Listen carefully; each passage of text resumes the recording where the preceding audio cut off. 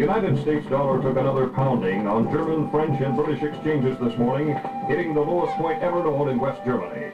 It has declined there by 41% since 1971, and this Canadian thinks it's time to speak up for the Americans as the most generous and possibly the least appreciated people in all the earth. As long as 60 years ago, when I first started to read newspapers, I read of floods on the Yellow River and the Yangtze. Who rushed in with men and money to help?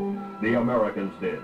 They have helped control floods on the Nile, the Amazon, the Ganges, and the Niger. Today, the rich bottomland of the Mississippi is underwater, and no foreign land has sent a dollar to help.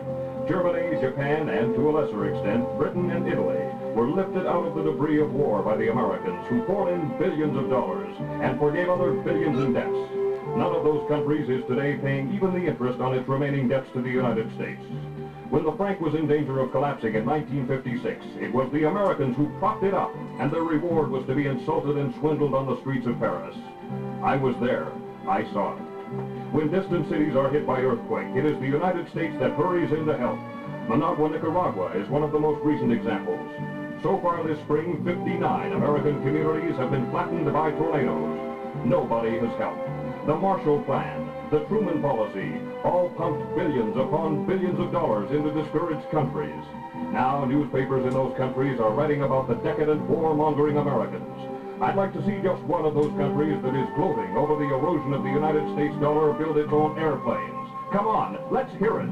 Does any other country in the world have a plane to equal the Boeing Jumbo Jet, the Lockheed TriStar, or the Douglas 10? If so, why don't they fly them? Why do all international lines except Russia fly American planes?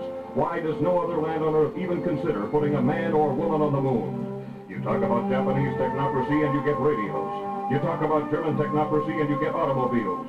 You talk about American technocracy and you will find men on the moon, not once, but several times, and safely home again.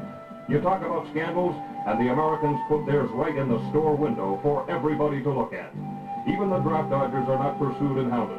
They are here on our streets, most of them, unless they are breaking Canadian laws, are getting American dollars from Ma and Pa at home to spend here.